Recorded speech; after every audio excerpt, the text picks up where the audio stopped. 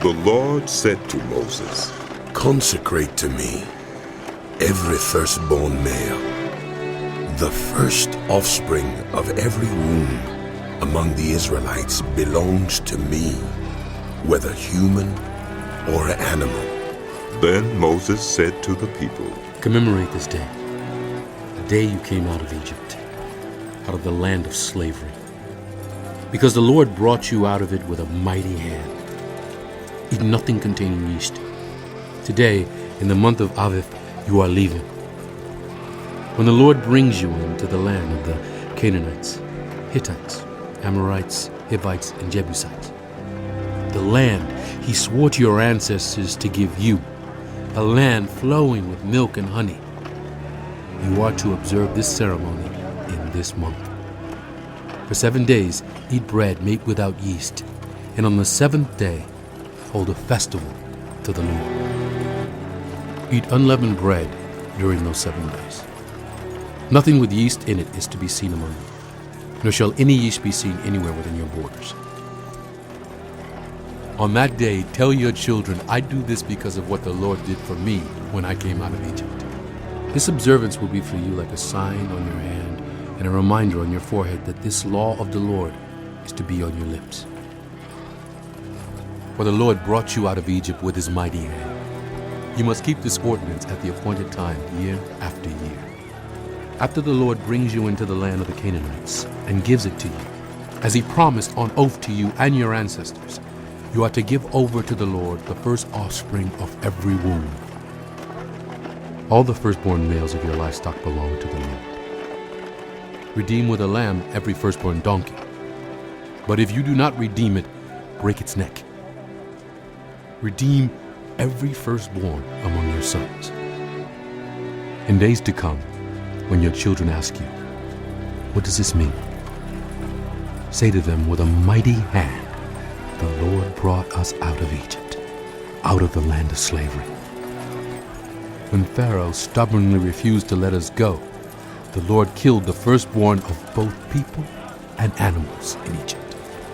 This is why I sacrifice to the Lord the first male offspring of every womb, and redeem each of my firstborn sons.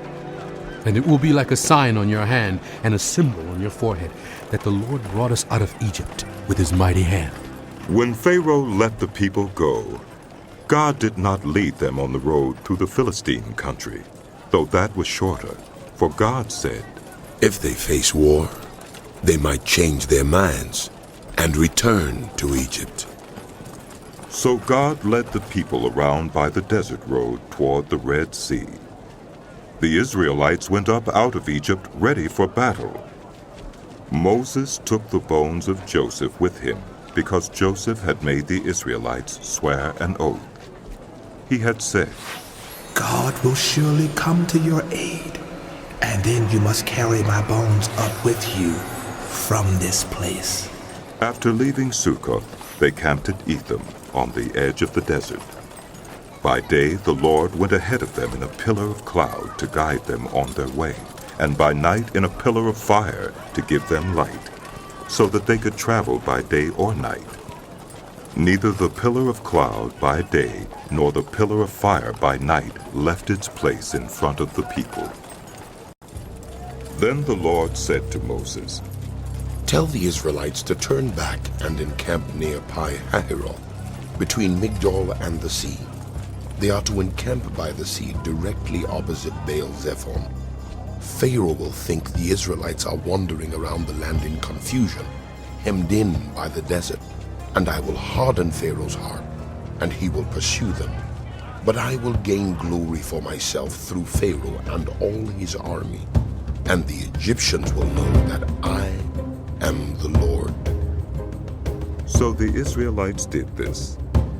When the king of Egypt was told that the people had fled, Pharaoh and his officials changed their minds about them and said, What have we done? We have let the Israelites go and have lost their services. So he had his chariot made ready and took his army with him. He took 600 of the best chariots, along with all the other chariots of Egypt, with officers over all of them. The Lord hardened the heart of Pharaoh, king of Egypt, so that he pursued the Israelites who were marching out boldly. The Egyptians, all Pharaoh's horses and chariots, horsemen and troops, pursued the Israelites and overtook them as they camped by the sea near Pi-hahiroth, opposite Baal-zephon. As Pharaoh approached, the Israelites looked up, and there were the Egyptians marching after them. They were terrified and cried out to the Lord. They said to Moses, "Was it because there were no graves in Egypt that you brought us to the desert to die? What have you done to us by bringing us out of Egypt? Didn't we say to you in Egypt, leave us alone, let us serve the Egyptians? It would have been better for us to serve the Egyptians than to die in the desert. Come!" Moses answered the people, Do not be afraid. Stand firm, and you will see the deliverance the Lord will bring you today. The Egyptians you see today, you will never see again. The Lord will fight for you. You need only to be still. Then the Lord said to Moses, Why are you crying out to me? Tell the Israelites to move on. Raise your staff and stretch out your hand over the sea to divide the water so that the Israelites can go through the sea on dry ground. I will harden the hearts of the Egyptians so that they will go in after them, and I will gain glory through Pharaoh and all his army, through his chariots and his horsemen. The Egyptians will know that I am the Lord when I gain glory through Pharaoh, his chariots, and his horsemen. Then the angel of God, who had been traveling in front of Israel's army, withdrew and went behind them. The pillar of cloud also moved from in front and stood behind them, coming between the armies of Egypt and Israel. Throughout the night, the cloud brought darkness to the one side and light to the other side, so neither went near the other all night long. Then Moses stretched out his hand over the sea, and all that night the Lord drove the sea back with a strong east wind and turned it into dried land. The waters were divided, and the Israelites went through the sea on dry ground, with a wall of water on their right and on their left.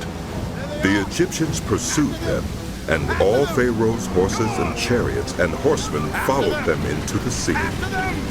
During the last watch of the night, the Lord looked down from the pillar of fire and cloud at the Egyptian army and threw it into confusion. He jammed the wheels of their chariots so that they had difficulty driving, and the Egyptians said, Let's get away from the Israelites. The Lord is fighting for them against Egypt. Then the Lord said to Moses, Stretch out your hand over the sea, so that the waters may flow back over the Egyptians and their chariots and horsemen. Moses stretched out his hand over the sea, and at daybreak the sea went back to its place. The Egyptians were fleeing toward it, and the Lord swept them into the sea. The water flowed back and covered the chariots and horsemen, the entire army of Pharaoh that had followed the Israelites into the sea. Not one of them survived. But the Israelites went through the sea on dry ground, with a wall of water on their right and on their left. That day the Lord saved Israel from the hands of the Egyptians, and Israel saw the Egyptians lying dead on the shore. And when the Israelites saw the great power the Lord displayed against the Egyptians, the people feared the Lord and put their trust in him and in Moses, his servant. Then Moses and the Israelites sang this song to the Lord. I will sing to the Lord, for he is highly exalted. Both horse and driver he has hurled into the sea. The Lord is my strength and my defense. He has become my salvation. He is my God, and I will praise him. My father's God, and I will exalt him. The Lord is a warrior. The Lord is his name. Pharaoh's chariots and his army he has hurled into the sea. The best of Pharaoh's officers are drowned in the Red Sea. The deep waters have covered them. They sank to the depths like a stone. Your right hand, Lord, was majestic in power. Your right hand, Lord, shattered the enemy. In the greatness of your majesty, you threw down those who opposed you. You unleashed your burning anger. It consumed them like stubble. By the blast of your nostrils, the waters piled up. The surging waters stood up like a wall. The deep waters congealed in the heart of the sea. The enemy boasted, I will pursue. I will overtake them. I will divide the spoils. I will gorge myself on them. I will draw my sword, and my hand will destroy them. But you blew with your breath, and the sea covered them. They sank like lead in the mighty waters. Who among the gods is like you, Lord? Who is like you? Majestic in holiness, awesome in glory, working wonders. You stretch out your right hand, and the earth swallows your enemies. In your unfailing love, you will lead the people you have redeemed. In your strength, you will guide them to your holy dwelling. The nations will hear and tremble. Anguish will grip the people of Philistia. The chiefs of Etham will be terrified. The leaders of Moab will be seized with trembling. The people of Canaan will melt away. Terror and dread will fall on them. By the power of your arm, they will be as still as a stone, until your people pass by, Lord, until the people you bought pass by. You will bring them in and plant them on the mountain of your inheritance, the place, Lord, you made for your dwelling, the sanctuary, Lord, your hands established. The Lord reigns forever and ever. When Pharaoh's horses, chariots, and horsemen went into the sea, the Lord brought the waters of the sea back over them. But the Israelites walked through the sea on dry ground. Then Miriam the prophet, Aaron's sister, took a timbrel in her hand, and all the women followed her with timbrels and dancing. Miriam sang to them, Sing to the Lord, for he is highly exalted. Both horse and driver he has hurled into the sea. Then Moses led Israel from the Red Sea, and they went into the desert of Shur. For 3 days they traveled in the desert without finding water. When they came to Marah, they could not drink its water because it was bitter. That is why the place is called Marah. So the people grumbled against Moses, saying, What are we to drink?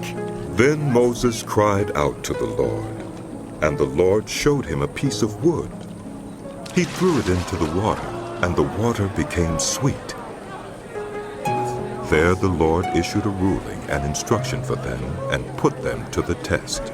He said, If you listen carefully to the Lord your God, and do what is right in his eyes, if you pay attention to his commands and keep all his decrees, I will not bring on you any of the diseases I brought on the Egyptians, for I am the Lord who heals you. Then they came to Etham, where there were 12 springs and 70 palm trees, and they camped there near the water.